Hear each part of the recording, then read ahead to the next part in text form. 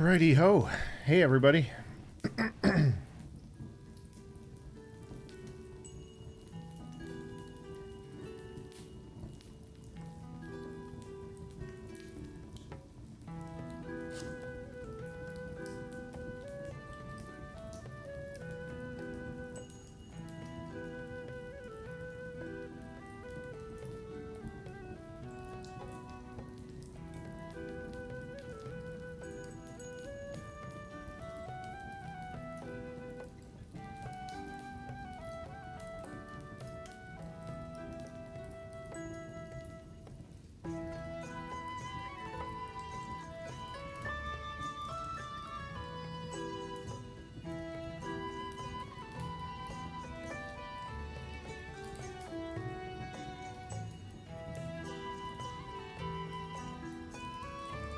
Just give me a second.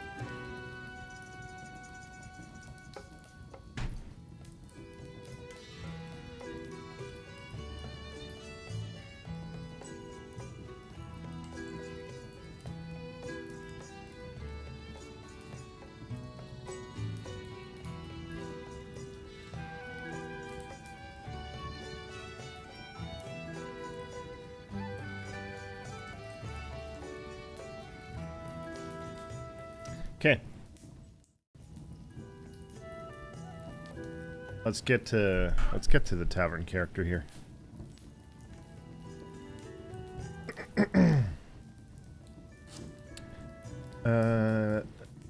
Okay.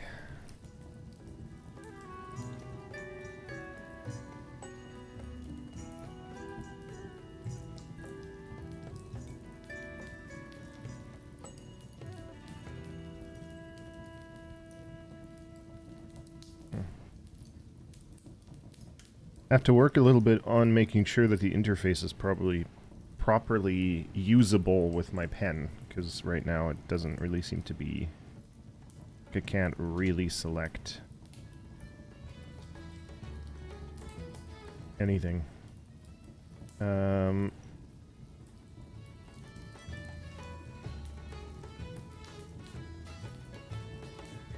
Okay, and let me. I need to adjust my display because the colors of it are out of whack. Adobe RG display controls.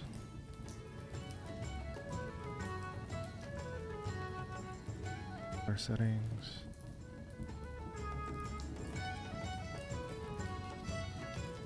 Wide.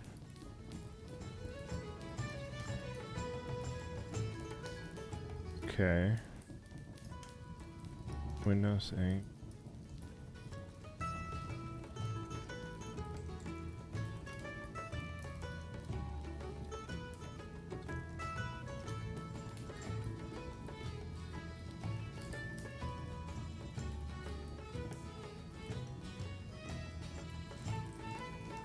Set user mode preferences.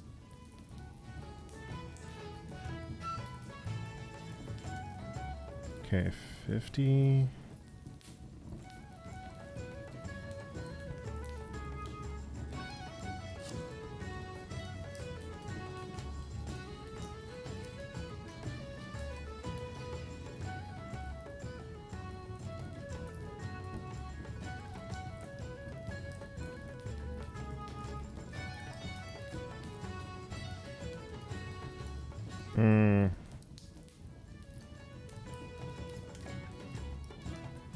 Contrast down a little bit, like maybe that's a bit better.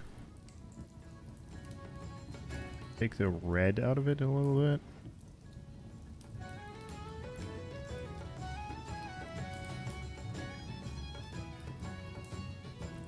Seems to match like a little bit more closely.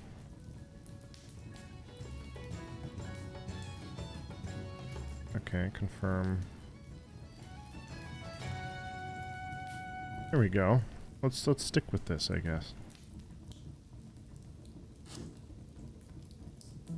Alright. We'll give a different brown color to the Gamberson.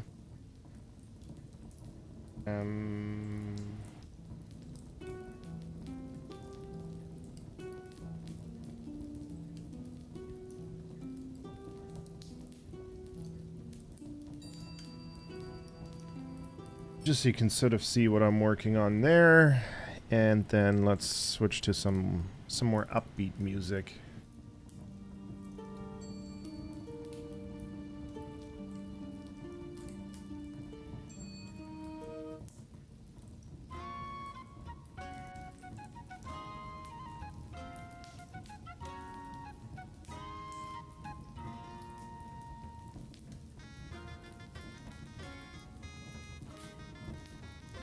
Although I can't stand this song specifically.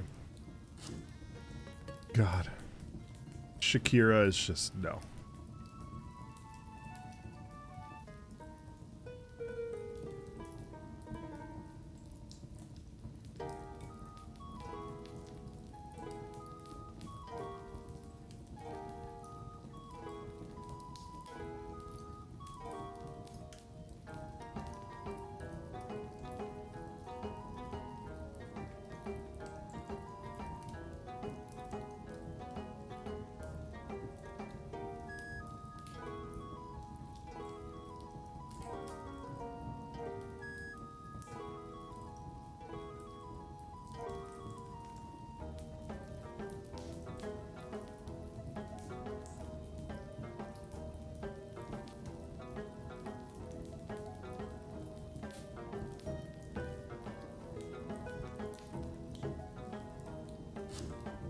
Okay, just bear with me for a moment.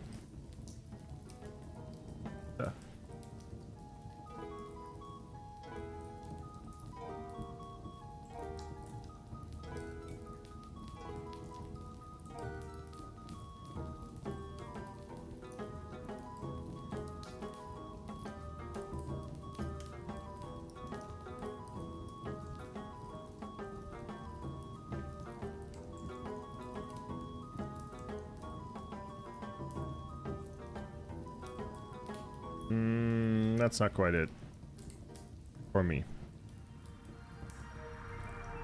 There we go. All right, so I gotta find the layer that has. There we go. Gamson. There we go.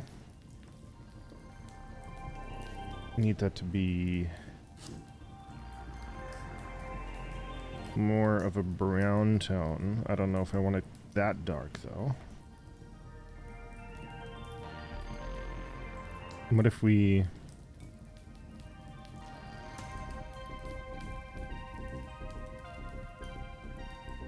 try that?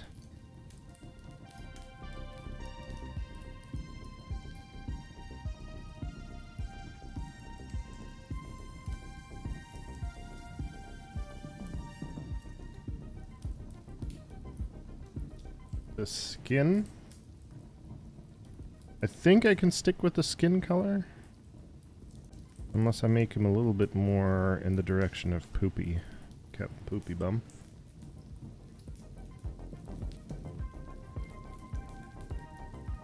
Okay.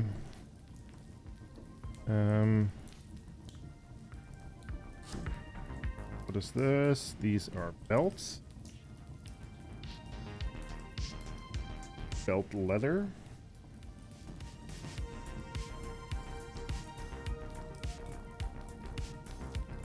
Belt metal. And then this one. Call that belt cloth. Tabard.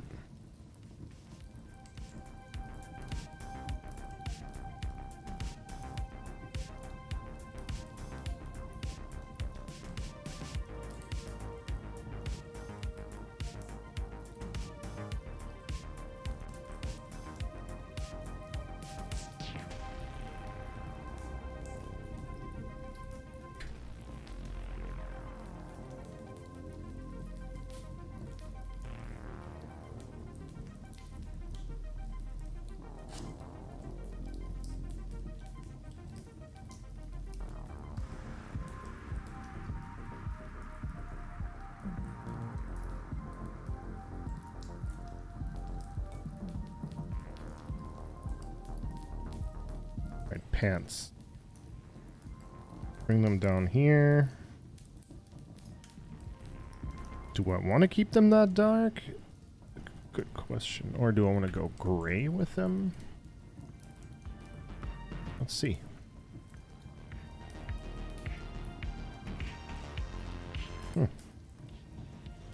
I don't mind it too much.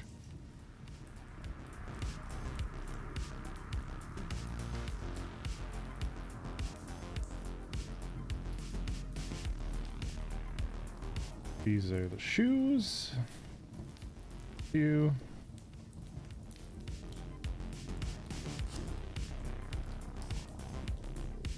Huh?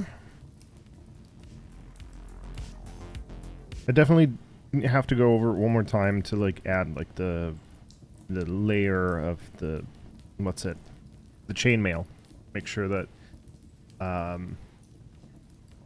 that is more easily noticeable. 10% and then undershirt. Undershirt. I was gonna try out.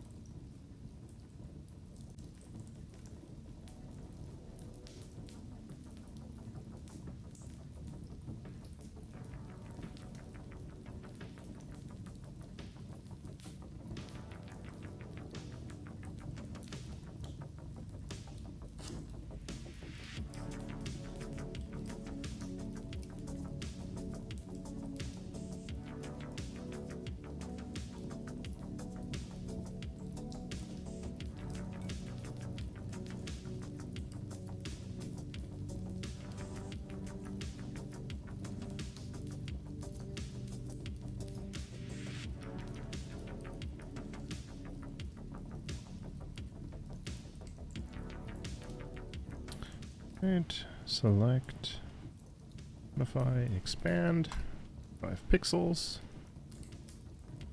fill. Yeah, definitely gonna modify that.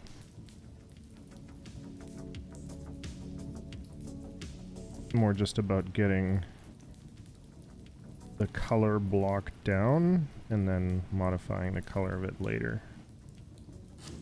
Being what I like.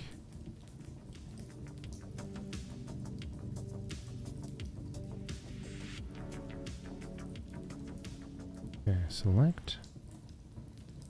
Come on. Go, expand.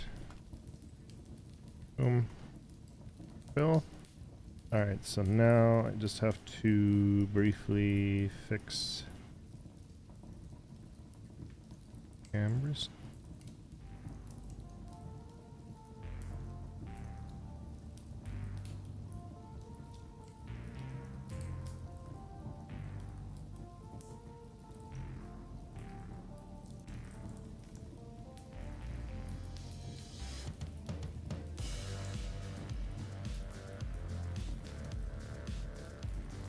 Okay.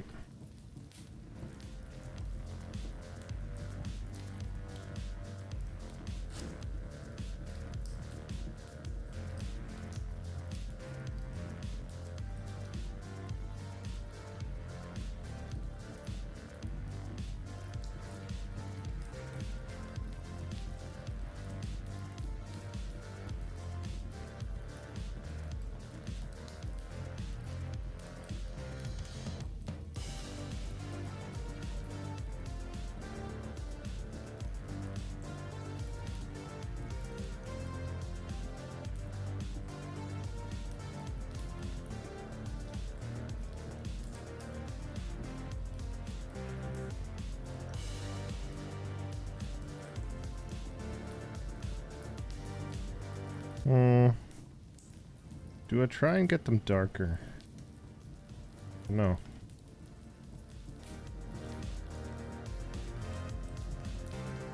I feel like brighter makes more sense, doesn't it?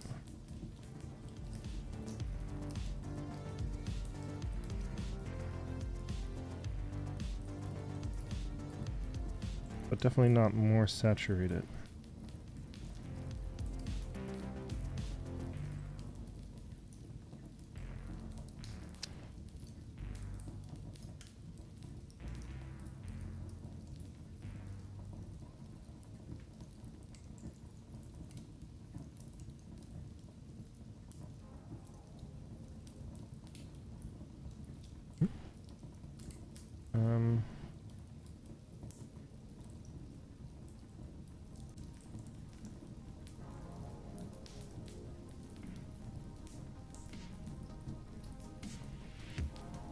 Try one more combo.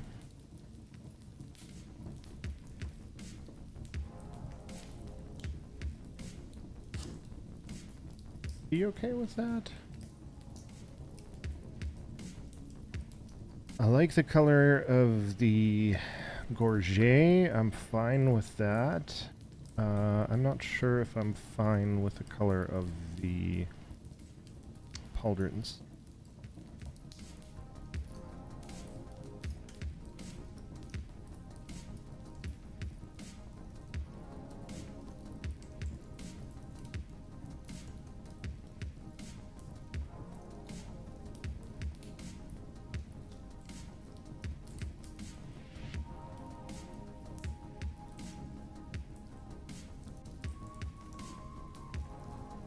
Okay.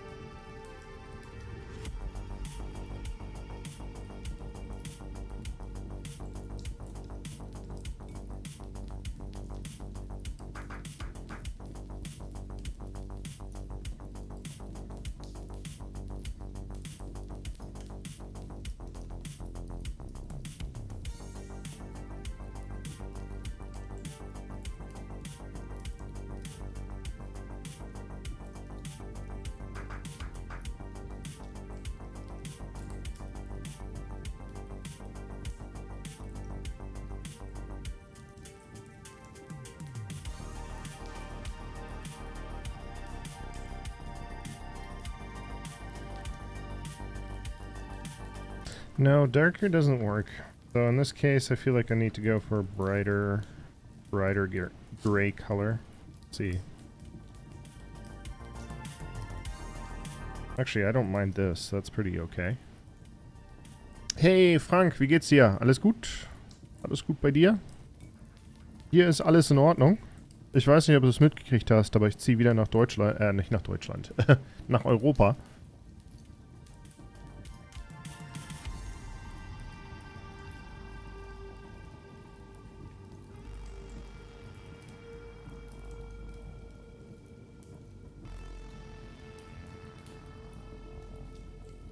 Wie kommt's?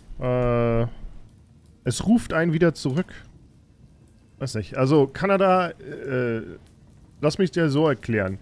Die Entscheidung nach Kanada zu ziehen war nie meine eigene Entscheidung. Teils meine eigene Entscheidung. Meine Eltern haben sich damals in 2008 entschieden, herzuziehen. Wegen dem ganzen Crash und so weiter, ja, will da nicht zu viel ins Detail gehen, aber haben halt eingeleiert den Umzug, selbst vor 2008. Und dann von mir kam dann die Entscheidung, ja, zum einen, ich will natürlich nicht, dass meine Eltern,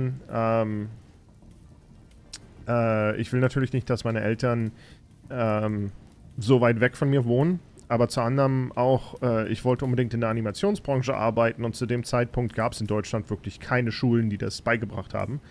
Und ich hatte keinen Bock, nach Stockholm zu ziehen. Und ich war der Meinung, je dichter an, na, was ist das? An Hollywood, desto besser. Und bin dann halt mit rübergezogen. Aber sobald ich hier angekommen bin, war mein erster Gedanke, oder einer meiner ersten Gedanken war, ich will hier in diesem Land nicht sterben. Also, das ist ein sehr, sehr krasser Gedanke, aber ich habe mich hier nie wirklich hundertprozentig zu Hause gefühlt.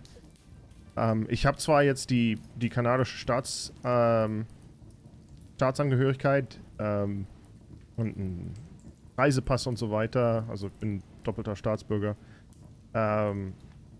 Aber das war auch im Grunde genommen, um ehrlich zu sein, bin ich damit nur durchgegangen, weil ich nicht alle 5 Jahre mich für eine neue Permanent Resident Karte bewerben wollte.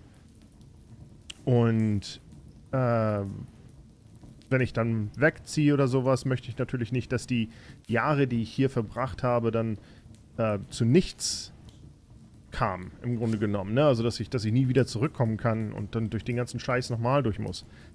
Weil es natürlich auch so ein bisschen die Green Card zu Nordamerika ist. Aber, ja, mit meiner Verlobten jetzt, sie ist in der gleichen Situation wie ich, im Grunde genommen mit dem ganzen, ja, nicht wirklich die Entscheidung gehabt, herzuziehen. Die wurde uns ein bisschen weggenommen. Das ist die eine Sache. Die andere Sache allerdings, das Hintertürchen offen gelassen, ja. Genau. Auf der anderen Seite allerdings, Kanada ist mittlerweile so extrem teuer geworden, um dir halt, weiß nicht, ein Beispiel zu geben, ein Brot kostet hier zwischen 7 bis 10 Dollar. Ne? Und das Mindestgehalt in Kanada ist knapp 15 Dollar pro Stunde. Das heißt, ja, habe ich mir erzählen lassen. Es ist einfach nicht möglich, in diesem Land zu leben und ins Grüne zu kommen oder vorwärts zu kommen. Ne? Ich habe zwar Bekannte hier im Land, die sich selber was gekauft haben, ein Haus oder wie auch immer, nicht ein Haus, kann sich keiner leisten hier, Wohnungen. Aber überleg mal, so eine kleine Einzimmerwohnung für 800.000 Dollar, was hier so der Durchschnitt ist für solche Wohnungen, ist einfach zu krass.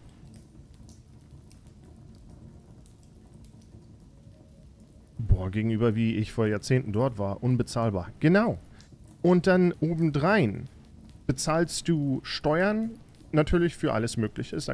Klar, du hast eine Mehrwertsteuer, ne, wenn du die Sachen kaufst. Eine der Steuern, 7%, ist halt die Staatssteuer oder wie auch immer. Und dann hast du halt sowas ähnlich wie eine Bundeslandsteuer oder wie auch immer, 5%, die auf manche Sachen oben drauf kommt. Also insgesamt ab und zu halt 12% Steuer, die du auf Sachen bezahlst. Klar, ist eine Sache.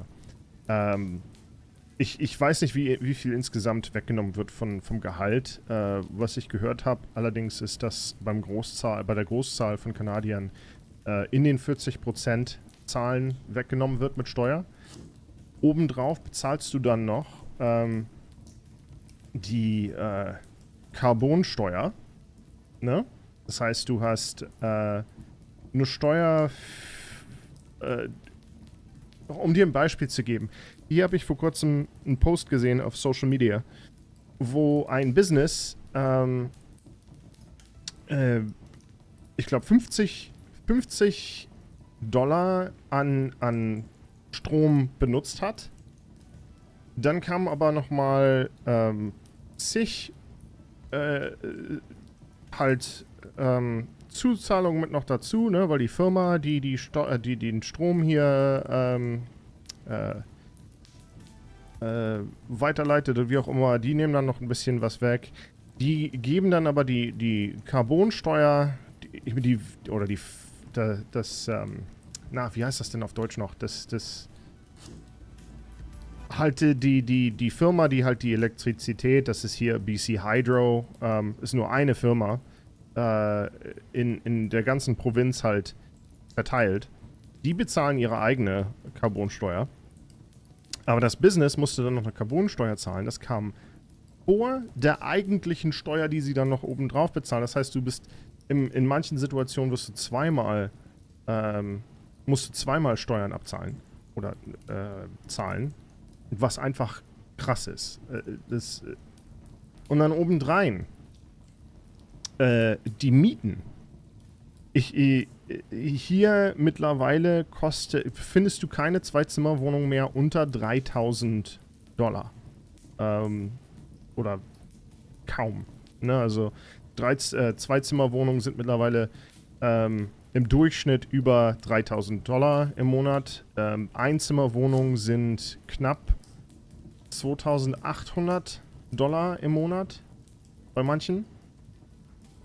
Ja, das heißt, halt Lebensunterhaltskosten wesentlich besser für uns in Europa. Selbst allein die Lebensmittel. Ne? Ich meine, hier für ein paar Sachen bezahlst du $100 mittlerweile.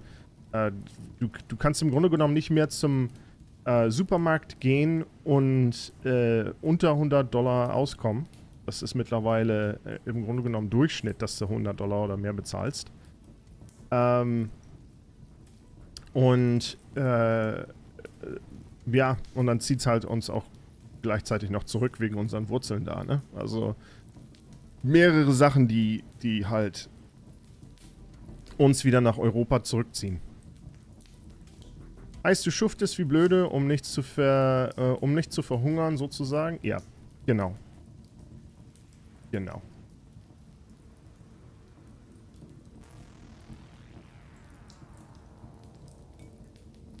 Und dann was wirklich so extremst unfair ist, alles, was hier neu gebaut wird, das sind Kondos, ne? Also, das sind Wohnungen, die du dir kaufen kannst, die du besitzen kannst. Die bauen keine Miethäuser mehr. Es gibt ja hier, zum einen gibt es ja ein paar Gebäude noch aus den 70ern und so weiter, oder aus den frühen 2000ern, die speziell für Mietwohnungen gebaut wurden. Dann gibt es noch ein paar Gebäude, die Co-op sind, wo du dann halt in eine Gemeinschaft ziehst, hast zwar deine eigene Wohnung, aber die Gemeinschaft kümmert sich um das Gebäude. Das heißt, die Mieten sind wesentlich niedriger oder als die normalen Mieten. Aber sowas wird nicht mehr gebaut. Weil die Baufirmen sehen, dass, oh, okay, ja, wir müssen Wohnungen bauen. Aber wo machen wir das meiste Geld, wenn wir wirklich Wohnungen zum Verkauf bauen? Ne, also, die bauen hier wie blöde. In meinem Umfeld hier bauen sie locker 8 neue Türme, die so definitiv größer als 40 Stockwerke sind. Naja. Okay, mach einen Bogen um Deutschland. Ja, ich meine, ich habe ja Familie in Deutschland und die haben mir erzählt, wie sehr es in Deutschland wirklich am Abkacken ist, was echt schade ist. Also, das hört sich so an, als wenn die Kacke bald wirklich dampft. In Deutschland. Und da tut mir natürlich ein jeder leid, der dort lebt. Ne? Also, es ist wirklich nicht okay, was passiert in der Welt gerade. Aber in Deutschland gehen sie wenigstens noch auf die Straße. Hier in Kanada weiß ich, die Leute sind entweder zu busy, Geld zu verdienen, dass sie wirklich keine Chance haben, drüber nachzudenken, was wirklich abgeht im Land. Oder es kümmert sich wirklich keiner einen Scheißdreck drum, was hier abgeht.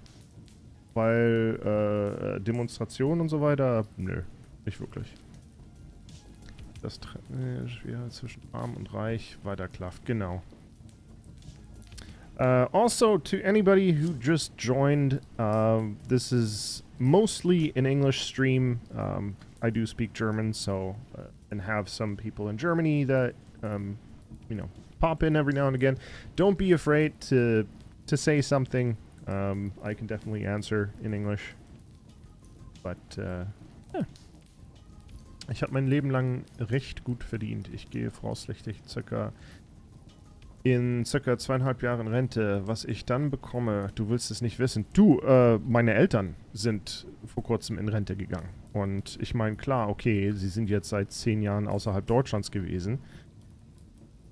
Aber das ist nichts. Das ist gar nichts. Ich meine, ich wusste das auch schon, bevor ich aus Deutschland weggezogen bin. Dass ich im Leben nie wirklich eine Rente kriege in Deutschland. Das ist abartig. Und dann erinnere ich noch, ich weiß nicht, ob du dich dran erinnern kannst, aber das war, was war das, vor 15, 20 Jahren? Nee, nicht 15, 20 Jahren oder sowas? Habe ich mal gesehen, nee, kann nicht vor 20 Jahren gewesen sein. Oder?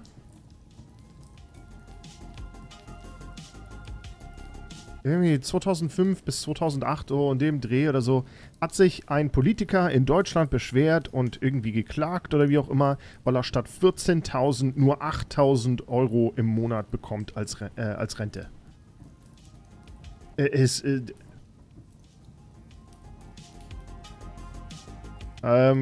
If anybody is wondering, we're talking about politics a little bit. We're talking about how unfair the world has become with you know, how just the gap between rich and poor, and how even in Germany, like pension payments and everything, like there's nothing much left for people who've been paying into that system for such a long time, and who are now getting close to getting their pension.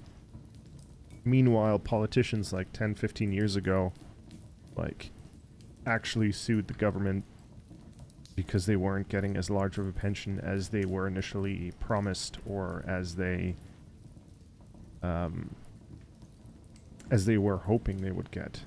And their pension being, like, thousands of dollars more a month. Was da abgeht ist unfassbar. Sorry for German words, let's stop with that. But I'm glad that you're getting close to home. I wish you all the best for that. Thanks, man. I appreciate it. Kemet, holy shit. How you doing? Long time no see. Olivia, how's it going? Wow, that's a face I haven't seen in a long time. Prinky McCougles. Hi. I hope I pronounced that name correctly. So long. It has been such a long time, yes. Olivia, welcome to the Stream Tavern. I know it's not very tavern-esque music right now, but yeah, make yourself at home. If you have any stories of adventure or exploit that you want to share with the community, feel free to do so. Oh shit, I just saw. Did you just raid me? Kemet, did you raid me with like 62 or something? Sorry for my Frenchy username in advance. Don't worry about it. I probably am gonna suck at pronouncing that. Cerber. I want to pronounce it as in English. With an English accent. Alexian, how you doing? Sir Cerberus? I don't know. I'm sorry if I butchered that. Okay, I'll stay in the lurk for a while. Grandchild is calling for Grandpa. No worries. Frank, good to see you. Good chat. And you take care, man. Thank you so much for popping in. For anybody that just joined, let me put on some more tavern-friendly music.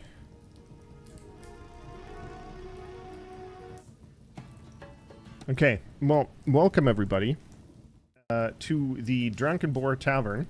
This little place right here.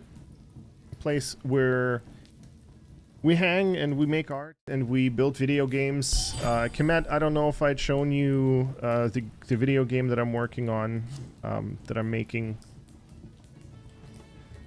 Ich denke gleich wieder da. Okay. I make art, I make animations, and as of late, I'm also making video games. And this right here that I'm working on right now is a fellow streamer friend of mine by the name of Anarxix.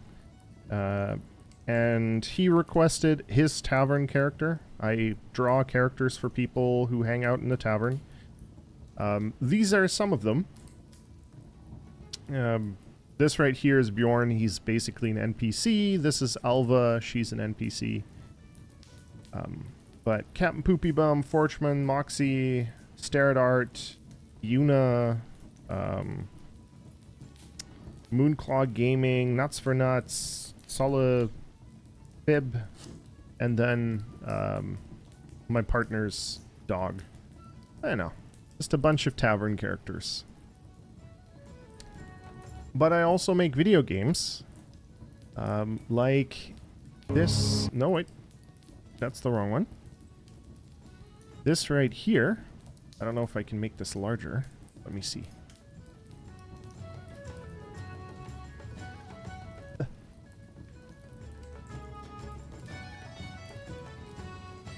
A video game that I'm currently working on about my fiance's dog, who sadly passed away last year. But it's gonna be a story-driven puzzle platformer with 2D animation in a 3D environment. Obviously all very, like, work in progress. But yeah. If you... Oh no, it's okay.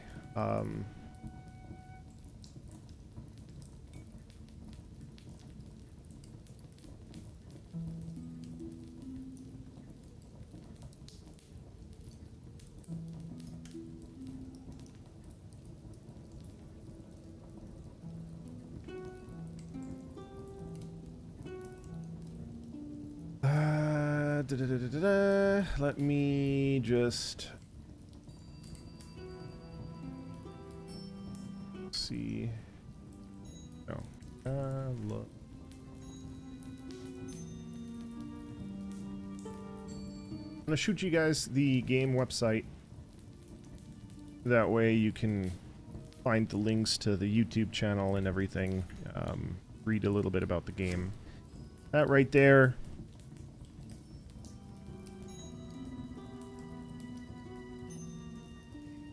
I've lost mine too. Last summer, oh no. It was in the summertime for us too. It's so hard, man. Hey, Ketsa, how's it going? Moin moin. Going to ask for a link? Yes, that's the official game website. And then my YouTube videos you can find right here. If you want to follow along with the development process of the game, you can do so right here. It's gonna be, like I said, a puzzle platformer with some hack and slash and endless runner elements, story driven. Yeah. Galadriel, I love your name, by the way. And thank you so much for the follow. Alright, time to figure out more colors of this guy. I want to try out a different color for the metal of the shield.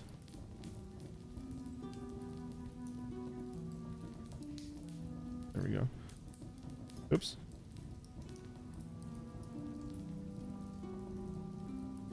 What? Is...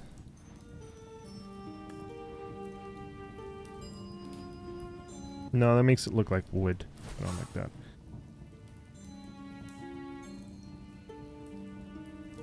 Alexian, thank you so much for the follow. Welcome into the tavern as well.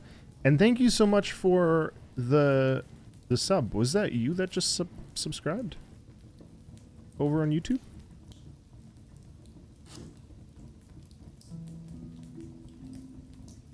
The big lizard looked gorgeous. Well, thank you so much. It's not a lizard. It's... So, who here is familiar with Dungeons and Dragons? This, in my homebrew Dungeons and Dragons world, is what Dragonborn characters look like. I wanted characters, or I wanted the Dragonborn race to look a lot more dragon-like than human-like, if that makes sense.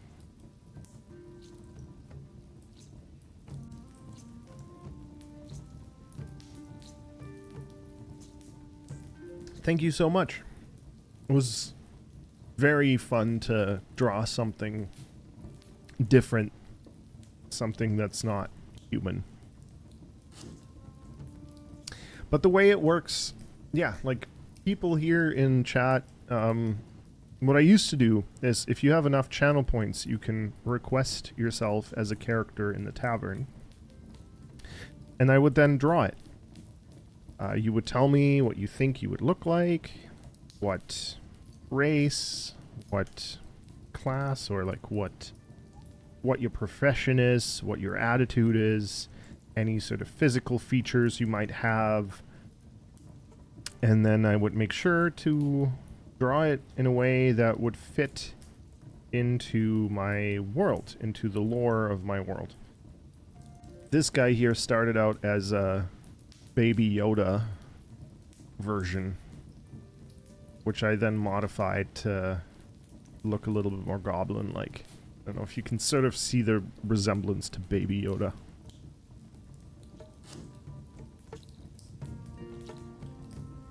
Komet, how have you been? It's been such a long time. I hope you've been okay. I hope everything's going good.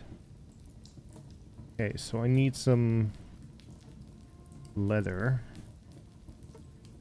kind of color.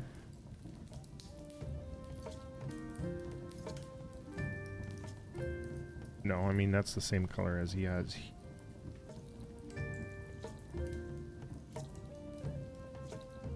Green.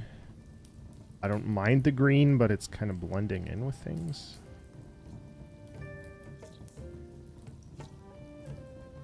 No.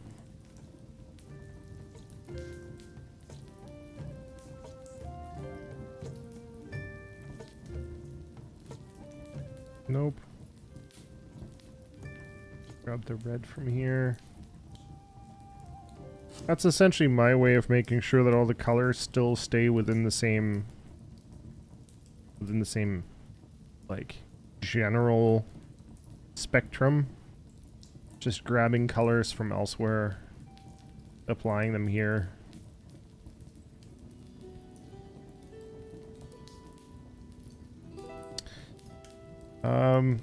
Also, my apologies. I wish my French was better. One day I might have to learn French because who knows, I might be moving to France at some point in the future. But je ne parle pas français. Unfortunately. I had it for 4 years in school and I completely forgot basically all of it, or most of it.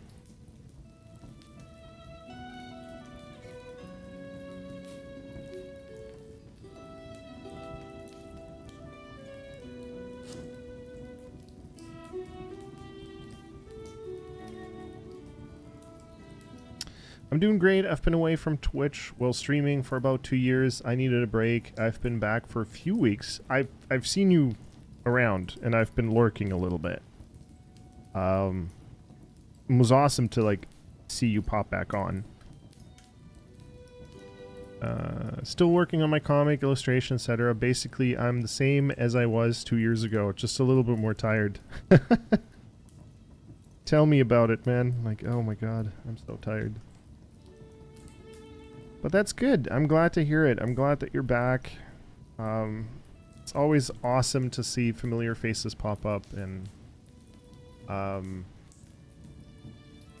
yeah, kind of brings back some of the memories from the good old times, you know?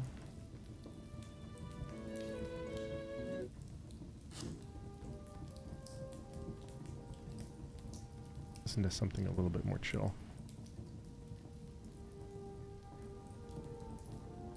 Wait a minute. I have a feeling that my... I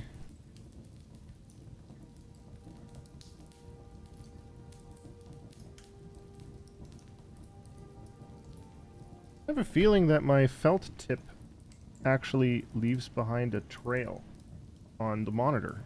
It's weird. There's like a really faint... a really faint line over top of things that just kind of stays there. Weird.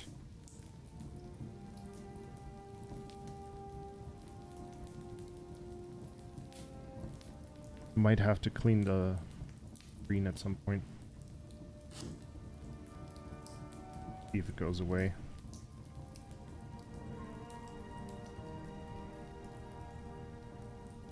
Yep, I know the feeling. Would you come and live in France for work? I would. There's an area that we've... So, I don't know how much you heard earlier, but I am moving back to Europe with my fiance. And, I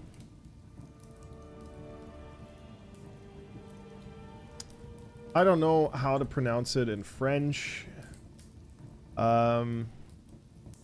How accurate the pronunciation is, but Strasbourg is an area that we've been looking at, or that we want to look at. Last year we looked at... Was it last year? Yes. Last year we were in France for about, like... About... How long were we there? A week and a half? We looked at Bordeaux. To be honest, not a huge fan of Bordeaux. Like, the old town is beautiful, but that's kind of it. Mind you, it was also not a very busy city when we were there. Arcachon is beautiful. Fell in love with it immediately. But yeah, so we might look at Strasbourg later this year or next year, whenever, but France would be easier for my partner just because she knows French. But yeah, we'll see. So we might end up in France, who knows? Which means I'll have to learn French all over again.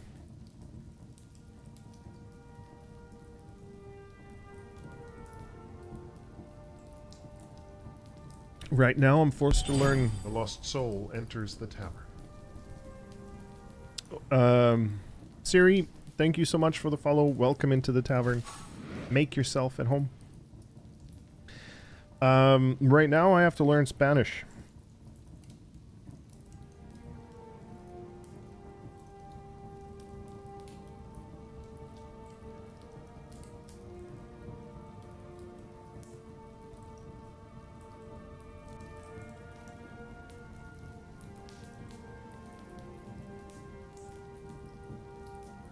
So I don't know. Maybe by the time we move to France, it'll be a little bit easier to learn or get back into French. I'd rather learn French all over again than Spanish, but it is what it is.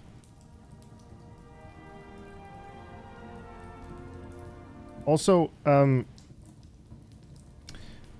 while I have you here, do you know anybody who works in the animation industry in France? Like, I'm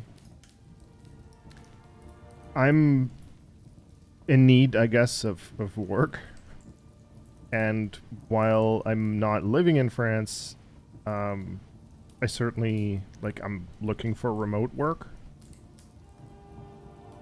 And it's been a little hard to find anything. But do you know if anybody's looking? Just scrolling, some artists on Twitch, found you, lurked a bit, search your Insta, love the vibes. Thank you so much. I'm working on a viewer character right now. Lost soul enters the tavern.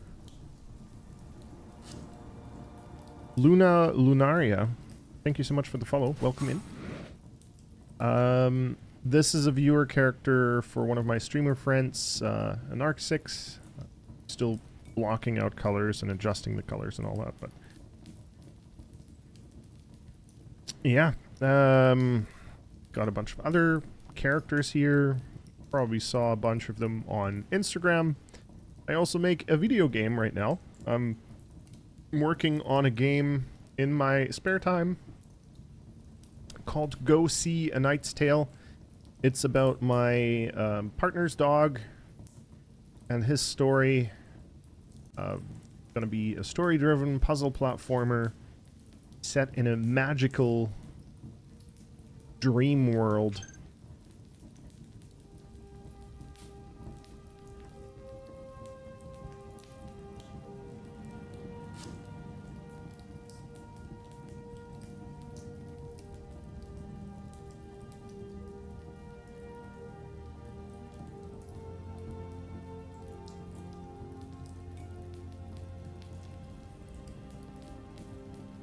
D&D vibes, 100%.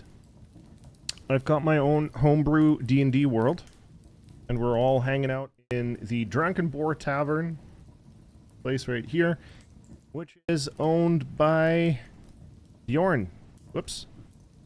The tavern keeper. He's one of the NPCs in the tavern. This right there is Alva. She's the barmaid. This right here is Skald. He's sort of the DM storyteller character. But yeah. Dogs and fantasy best combo. Definitely. A lot of fun to make.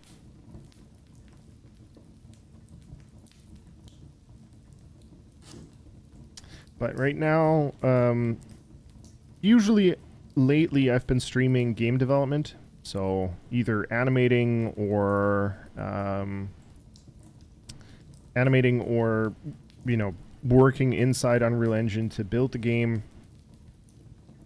But I've also neglected the tavern a little bit, which at one point in time in the future I'll turn into a video game too.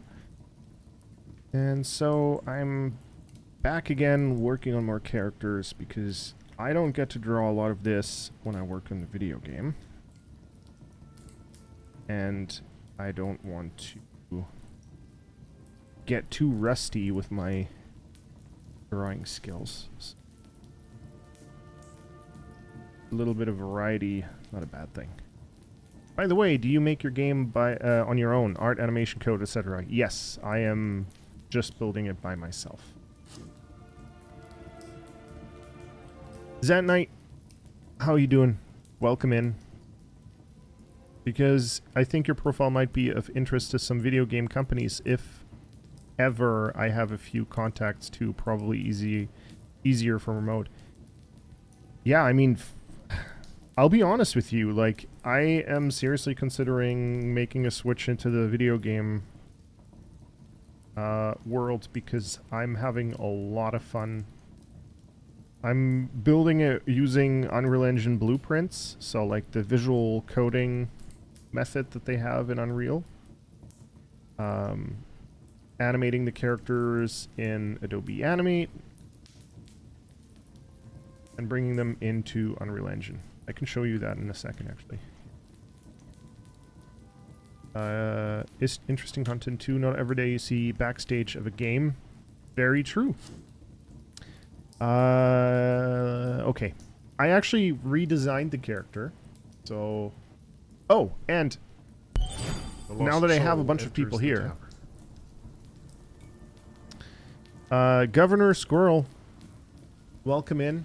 Thank you so much for the follow. Much appreciated. Sorry, I have ADHD, so it's difficult to do multiple things at the same time. I actually have a link for you guys if you have time. Because I need help. I need people to test the game. There's not a whole lot going on right now. It's just the basic, very basic movement mechanics. So ground movement, that is. If you hop on over to and this link right here, it's a Google Drive folder that has a zipped up test build of the game. You don't need to install anything. You just unpack that. You double click on the application, the exe of the game. It launches the game immediately, and then you can test it out and see how the movement feels to you. I'm trying to get feedback on the very basic, like, ground movement, right? So, moving, you know, walking around, running, coming to a stop, going from facing one direction to running in the other direction, or just walking in that other direction. I might have to improve certain things. There isn't really like a good way to transition. Like, I'm using the keyboard right now. But I kind of want it to be played with a controller. So with a controller, you use the joystick right now. To basically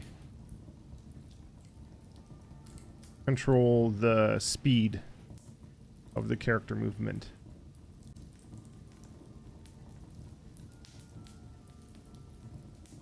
Obviously, the camera is a bit problematic. I have to work on the camera, but yeah, that's essentially it right now. Obviously, last year I had more for the game, but I'm redesigning the character, which means doing animations all over again. I'll see what I can do. I'll let you know on Instagram or Discord. Sounds good.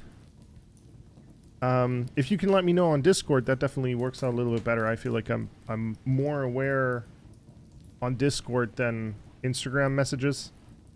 But yeah, I really appreciate that. Thank you so much, Komet.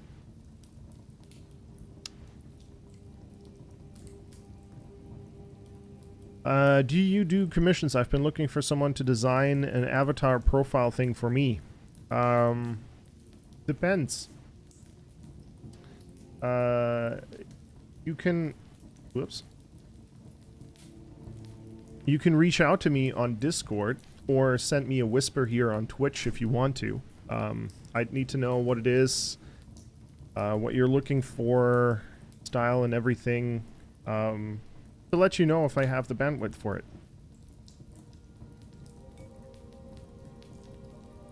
Thank you so much. If you pause the game, there's a pause menu that has a feedback button. If you click on feedback, it takes you to a very simple Google form. And the Google form is just asking for some general information, you know, like what are you using to play the game? How did the game run? Like, was it smooth? Was it laggy? How do you feel about the movement? It has a section where you can write in your own comments if you found a bug or something. I'm essentially just... What I'm doing is I'm going to complete one section at a time. So the next game update is going to have the running and walking around, but also jumping.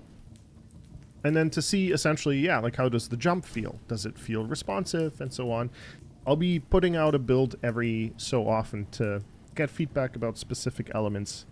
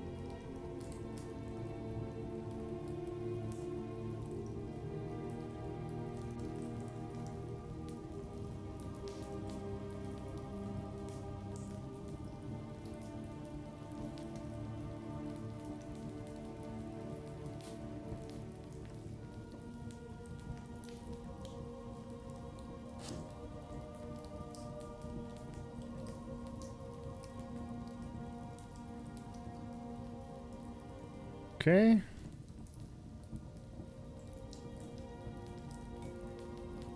Change the hair color a little bit.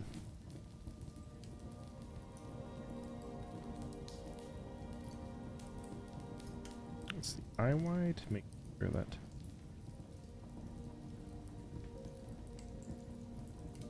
Right.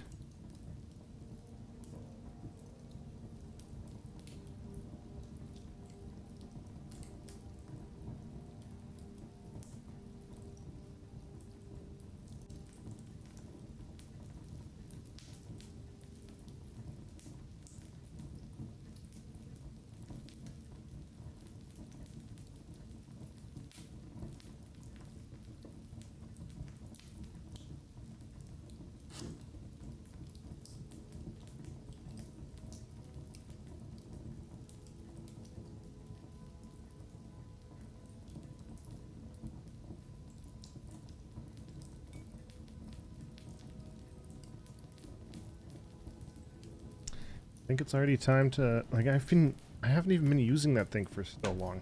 Like, I'm pressing on the tablet so hard that, like, the, felt tip of the pen gets all used up so quickly. It's quite frustrating.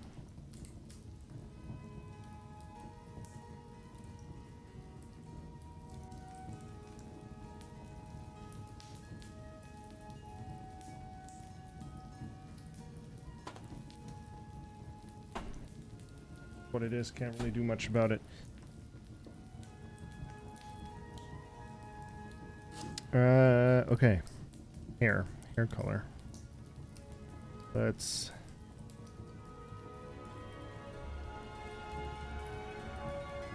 Oops.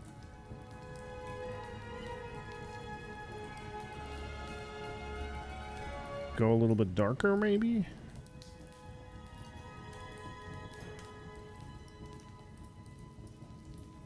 And then for the tabard,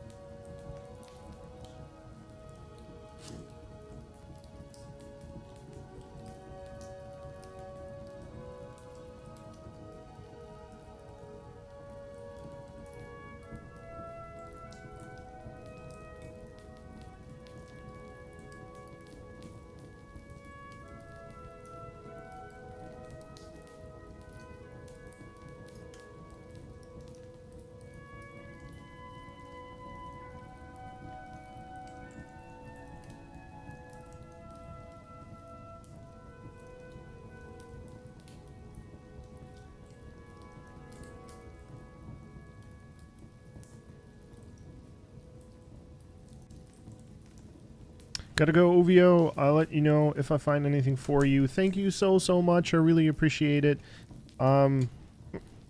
It really means a lot. Thank you so much, Komet. You have yourself a wonderful day. No, wait. Rest of your night. Thank you so much for popping in and dropping off your people. And it's really great to see you again.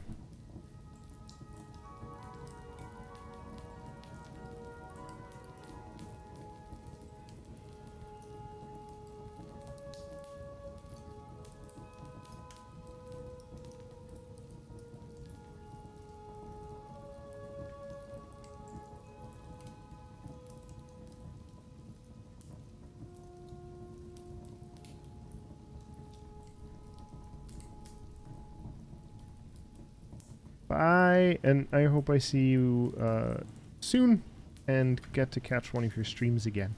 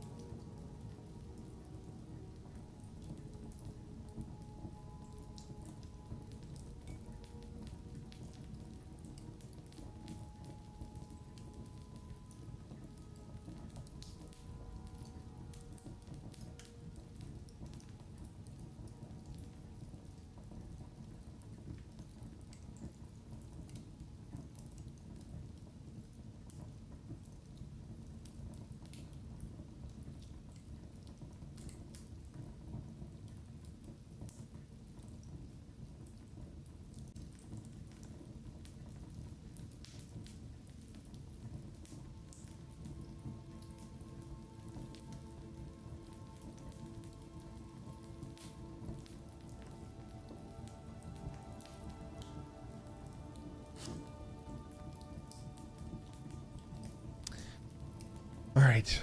Anarxix, what colors do you have? What colors are your... Oh, wasn't it green and purple? Like neon green and purple?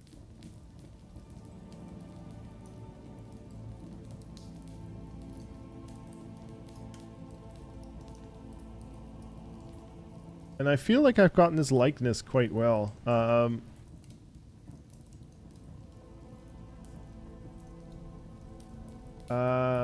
Num, num, num, num, num.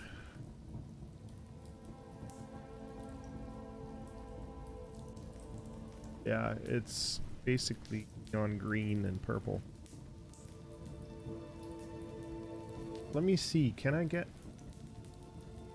I think I can.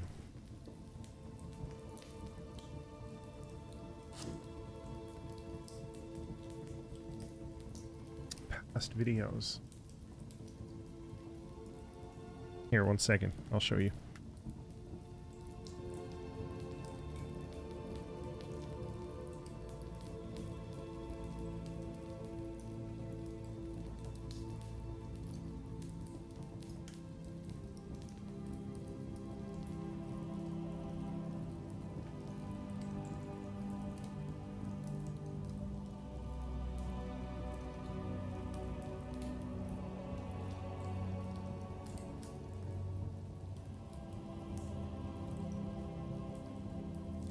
There you go. I feel like I hit his likeness pretty decent.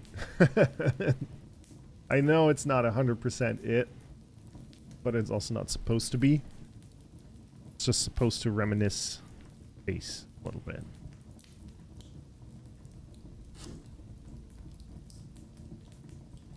Supposed to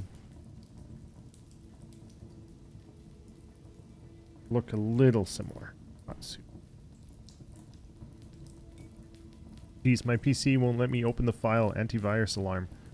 Oh. Interesting. Oh. Well, it is not a virus. It's literally just an exported build file from Unreal Engine. Like, there shouldn't be anything virusy about it. Like, I don't think anybody has access to that drive. I don't think I set it to, like, edit for people to be editors. I think people are just able to download it. I don't know how that would otherwise work.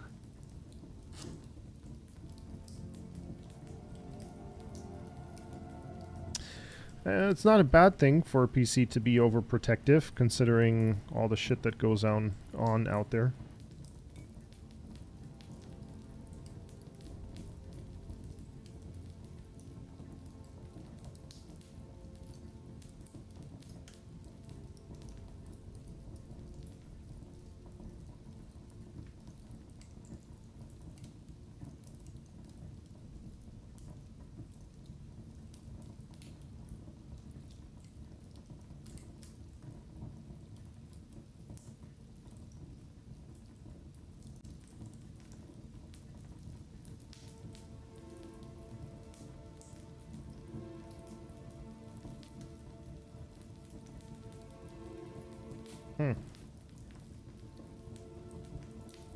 We group that into color.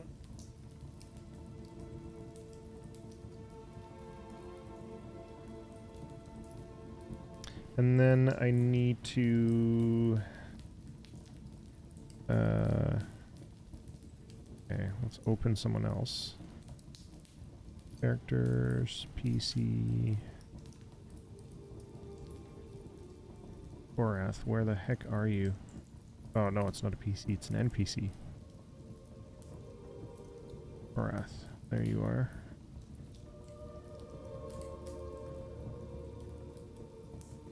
Ooh, maybe I can use this purple.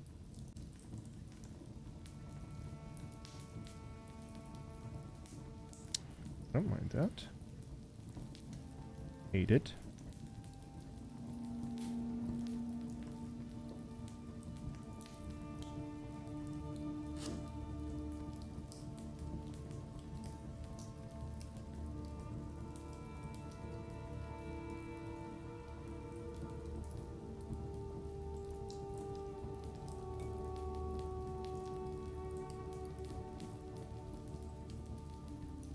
And then maybe we'll go back to a good old brown for the shield leather.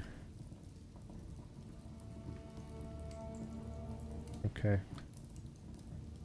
Alright, so, I've got, I've got the Radiant.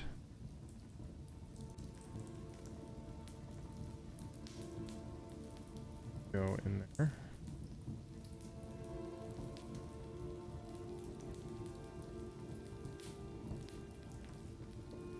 By the way, do you play D&D like IRL? I do. Or I used to, anyway. Unfortunately, there's a couple things. So, one,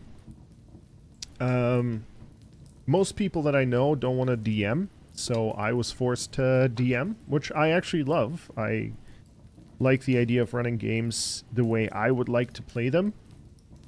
And I love creating worlds, so I created my own, like, homebrew D&D world. I've got, like, an entire... Like, I started building, like, an entire lore book, basically, just a lore document. And I started with the creation of the universe. Because I don't know. That's how my brain works. I need to start at, like, the singularity and, like, how did everything come to be? Let me see if I can find it. Read you a little bit of stuff. Hey King, how you doing? So yeah, I DM'd, and before that I played a few characters. This was one of the characters that I played. His name is Korath. He was my first D&D character ever. The most stereotypical vanilla character you could think of, which is a human fighter, old man who lost his wife and is now angry, and roaming the world trying to find his wife's murderers. So, like, very, very basic backstory. There's a couple others. I have one that looks a lot more like The Witcher. He was intended to be like the elf version of The Witcher.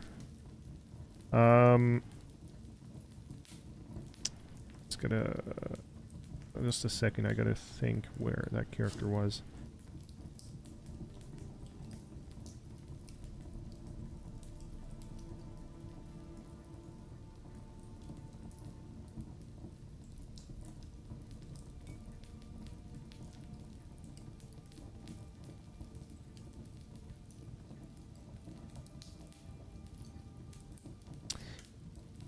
This right here is Einar Ingolf. Basically, Scandinavian names that mean something along the lines of, like, lone wolf, lone fighter. The first PG is like the first love. That's a good point. He was a badass. He was a warlock, with a couple of few extra traits, based on later kind of books that came out from D&D 5e. I think Monster Hunter, if I remember correctly. But just a second here. Personal prospects. The dungeons.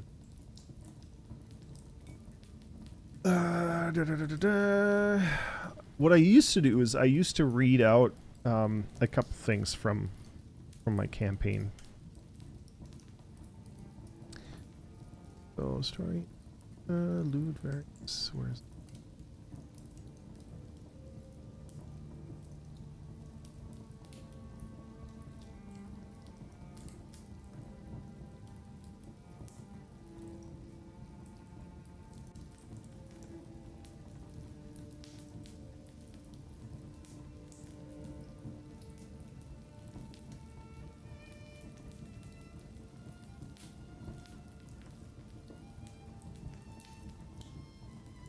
Okay. Oops. Tried to make it all fancy too with, like, pictures and stuff. The lore. So basically, table of contents, it starts with a brief history of creation, or rather the timeline of everything. And it starts 20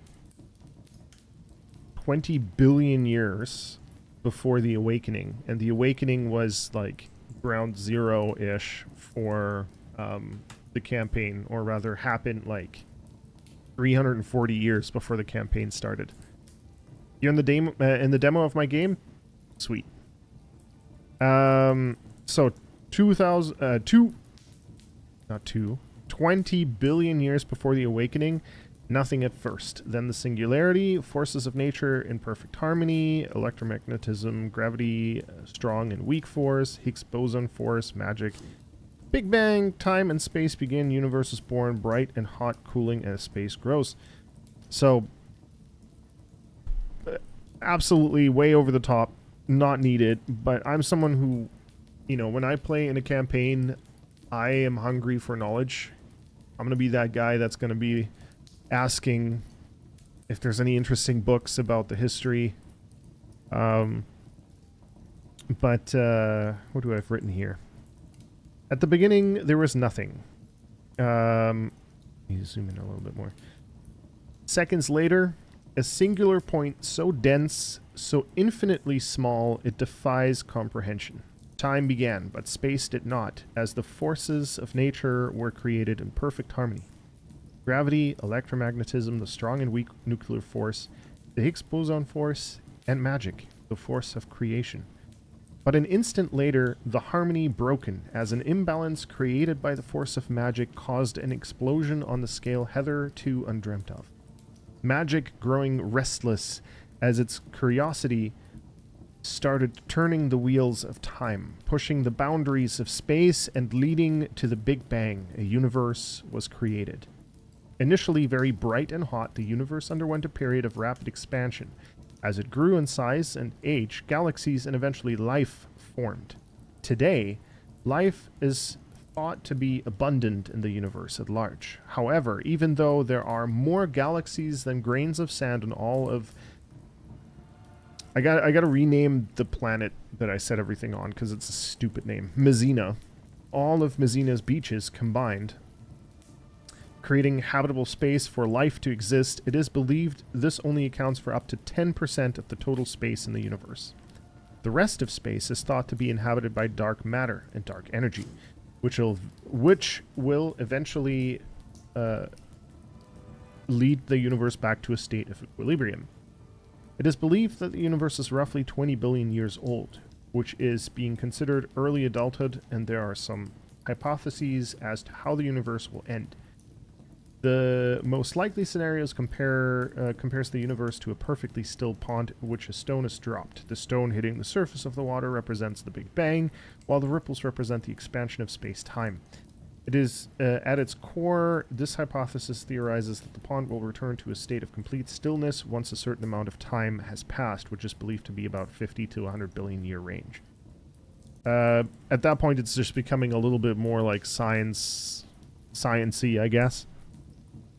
But, for stars...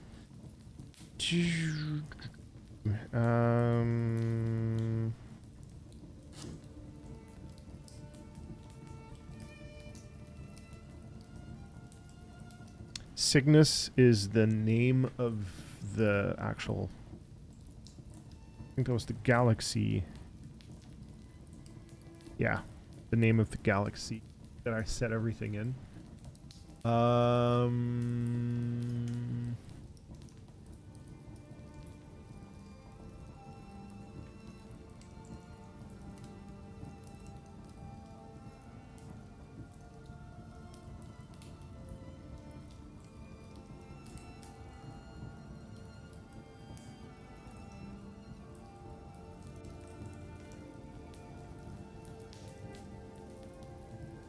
I never actually wrote down a recap of the very last episode, but I can read you out some, like an episode of the campaign, I guess.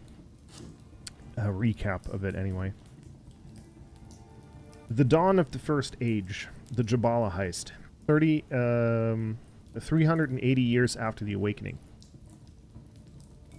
You're really back for the story, yeah.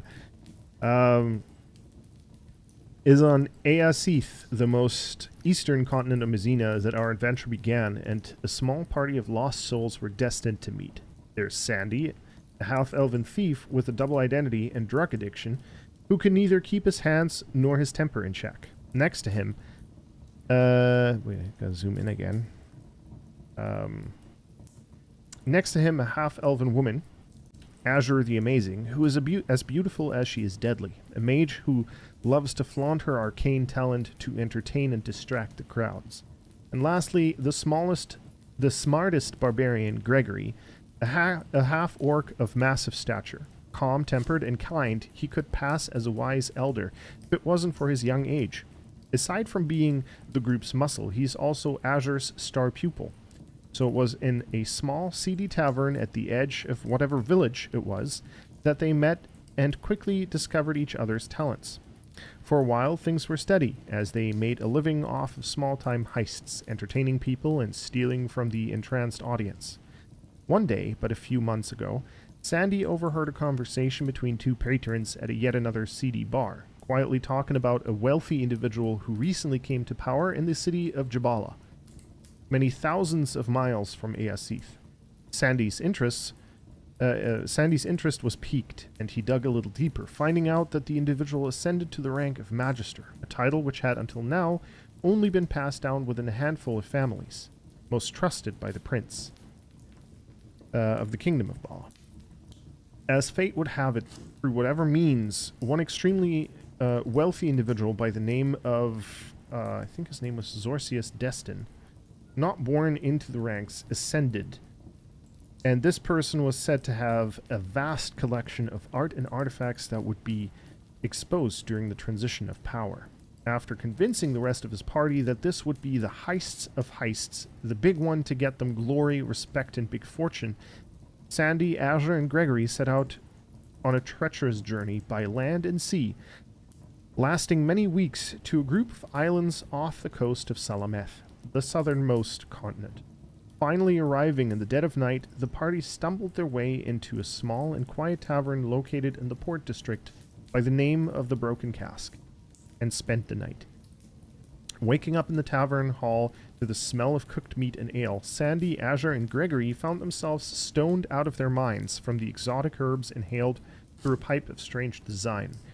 As the morning went on, Gregory, even though high as fuck, still sharp as ever, noticed a strange-looking fellow in a trench coat wobbling his way to the bar. About to rob the place, as they later found out, Gregory decided to say hello and pulled the stranger over to the table. Suddenly, he stood amazed as one person turned into 3 angry little goblins. This, Gregory expertly deduced, must have been his magical abilities creating a party trick.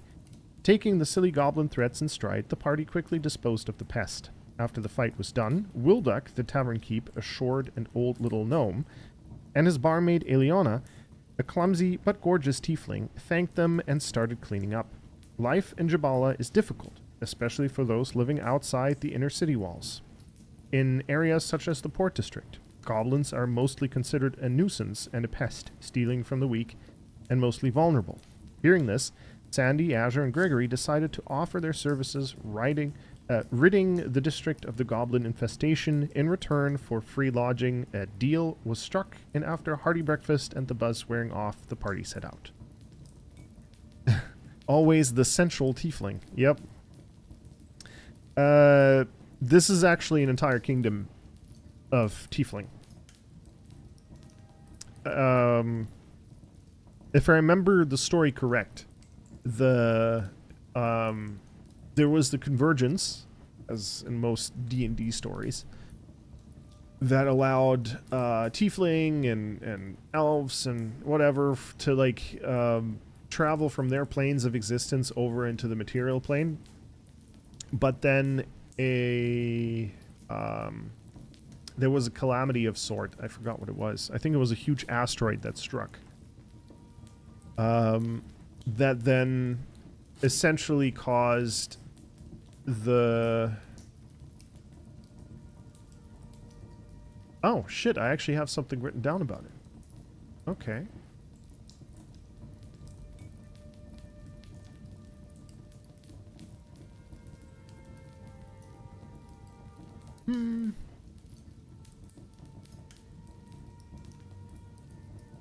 So the way that magic essentially works, since it is like like in the way it works in my universe, is it's similar to like other forces, you know, like the force of gravity or whatever, that basically permeates through everything.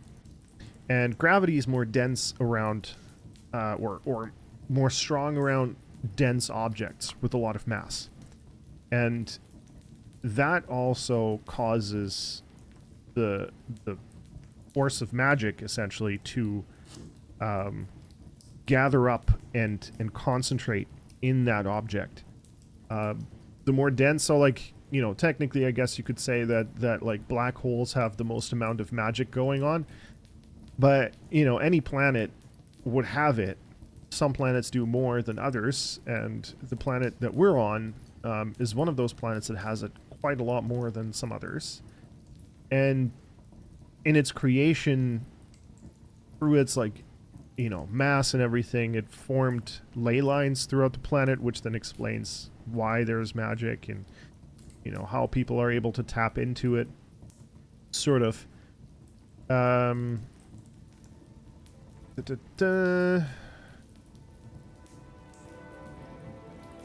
And interesting. Okay, yeah, so this is what it was. Okay. So about 5 billion years prior to the awakening, Messina, the fifth moon around Kuzar, is born, and over the next few billion years, so Kuzar is it's a gas planet that's circling the sun. The galaxy, I don't think I named the solar system. The solar system has 2 suns. Cools, warms, cools again as land masses form and life springs into existence, and at the same time the race of ancients is born. The ancients, about 1 billion years ago, turns into a spacefaring race as their home planet is destroyed in a supernova, now in search of a new home and worlds to colonize as not go extinct. 65 million years ago, Eeyore creates the first race. The first races on the planes of existence. Mostly fiends, while more sophisticated races such as elves and dwarves would not show up until millions of years later. Eeyore, what was Eeyore? Where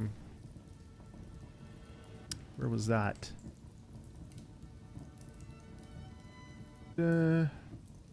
Right. So 15 billion years ago, magic, the force of creation, stretching like an ever-expanding field across the universe, pushing its boundaries and eagerly exploring uncharted territory, as the remnants of 3 giant stars had formed into an ultramassive black hole, consuming everything in their path. Magic started to densify around these interstellar objects until they consumed each other. It was at this point when the density of magic had reached a critical mass, and a bright flash ripped across space-time. The creator goddess Eeyore, also known as the Great Old One, was born, a being defying comprehension, made of pure energy but lacking physical form. Right, so the creator goddess. That's how I did that. And then Eeyore creates the planes of existence, a multiverse of many dimensions that run in parallel with the material plane which bore her. And that's 13 billion years ago. She then, creates the races. 7 billion years ago, 7 million years ago, Eeyore created the first dwarf in the furnace of creation on the plane of Earth. 6,250,000 years ago, Eeyore creates the first elves on the plane of the fairy, or plane of fairy, also known as the Feywild. So I'm like drawing things from D&D and I'm bringing it into the larger cosmos of my own creation. And then on the planet that we're on, like, life sprung into existence basically the same way that it did here on Earth.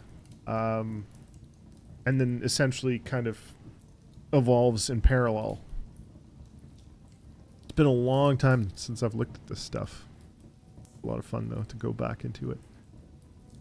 The divergence. Did I write something down for that? No, I didn't. Convergence. Did I write something for that? No, I thought I did, though. Maybe it's all...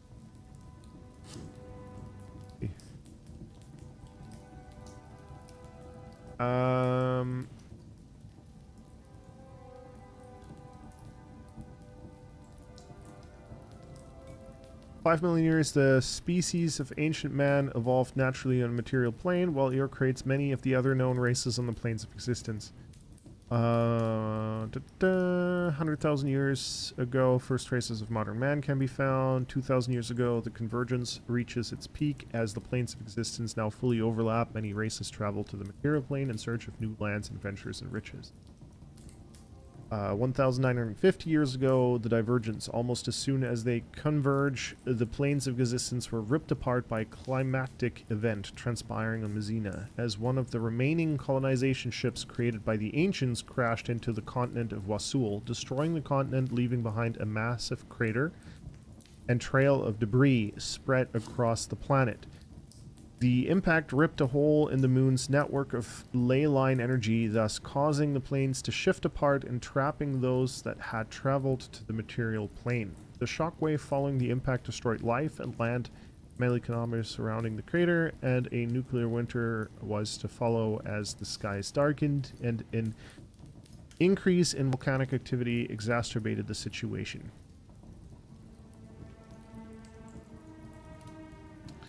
1,800 years ago, the start of the Third Ice Age on Messina caused a widespread famine and struggle among the races and life as entire species go extinct. The fragile ecosystem of the planet hangs in the balance. 1795, a spell is cast by the surviving Asians that affects the entire world, protecting life and placing it into a trance-like state. As the weather is calmed, Messina as a whole is still in the process of cooling. However, the thick layer of cloud was cleared, accelerating the process of recovery. At the same time, the ancients disappear and ascend to godhood as the ruins of their ship remain.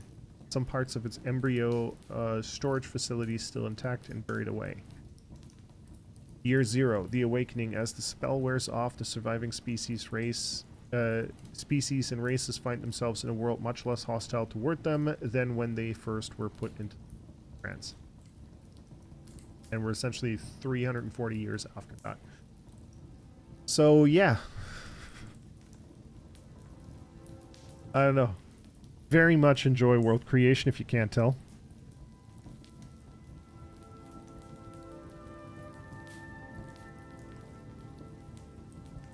But I think I have to call it here. I have to go to work now.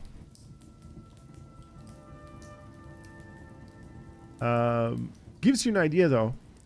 What's sad is that the last session that I played with my group, like, was really good, and it was like leading to some really awesome stuff.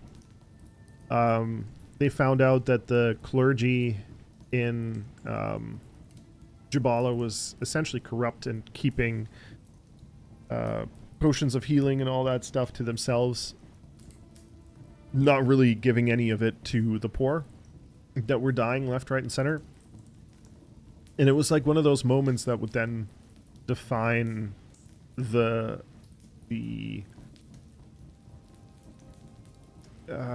morality or the sort of path that the heroes would kind of travel on. Like, would they ignore it?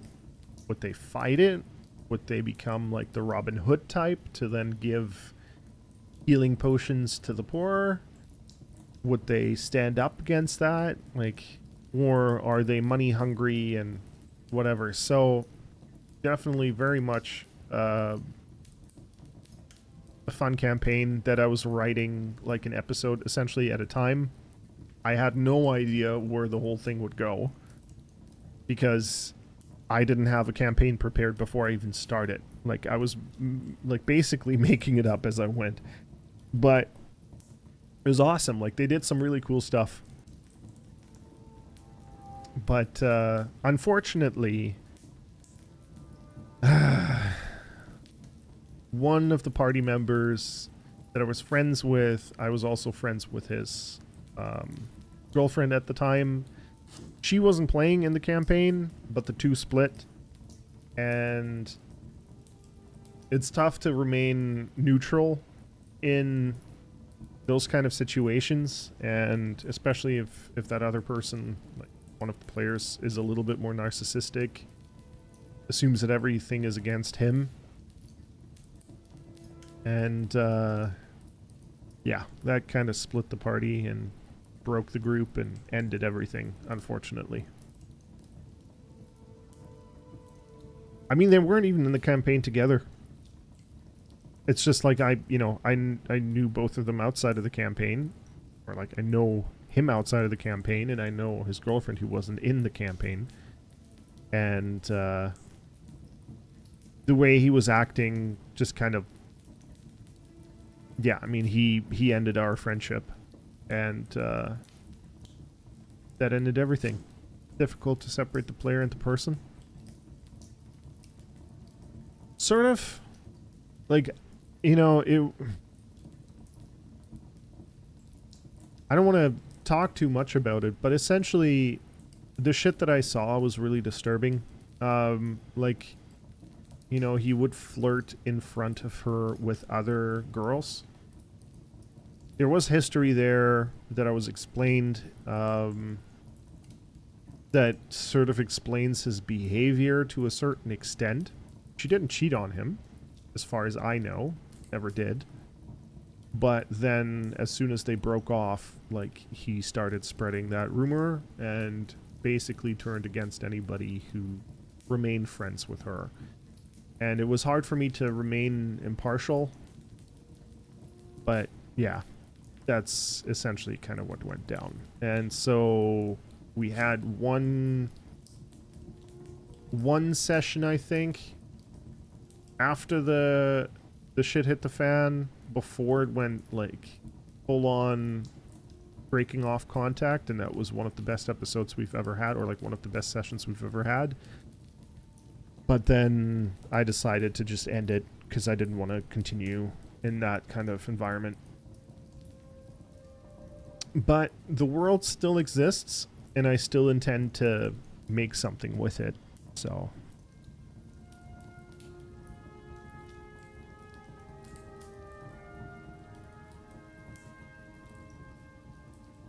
like, it is what it is. It happened.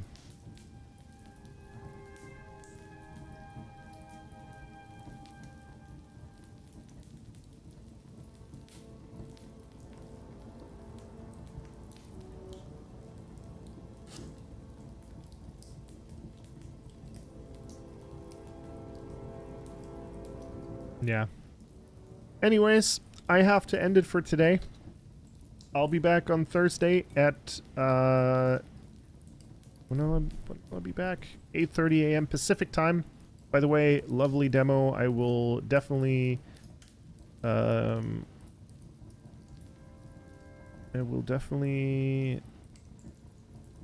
Sir, you works which the little dog buddy and her what?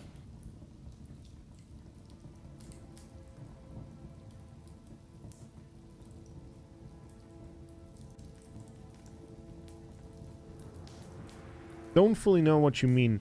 Confused by that sentence. But not very fluid with English. All good, all good. Well, thank you so much for trying it out and potentially giving some feedback. Again, it's a very simple test build. It doesn't have a lot in it right now. I'm just trying to see how the basic movement feels. I will see your work with the game. Okay, well, I appreciate you following along, and I don't know if you have the link to the YouTube, but I'm also trying to edit and put out a new devlog episode, so that's going to come relatively soon. And yeah, I'm streaming every Tuesday and Thursday, 8:30 a.m. Pacific time until about 10. And that's about it. Let me see if I can raid somebody. I sure can. Let's raid somebody over on Twitch, and over on YouTube, I'm gonna say bye-bye. I mean, there isn't really anybody there right now anyway. Okay, well, to anybody lurking on YouTube, you guys take care. Thank you so much for watching. I will see you all on Thursday. See you on Twitch. Hang on for a second.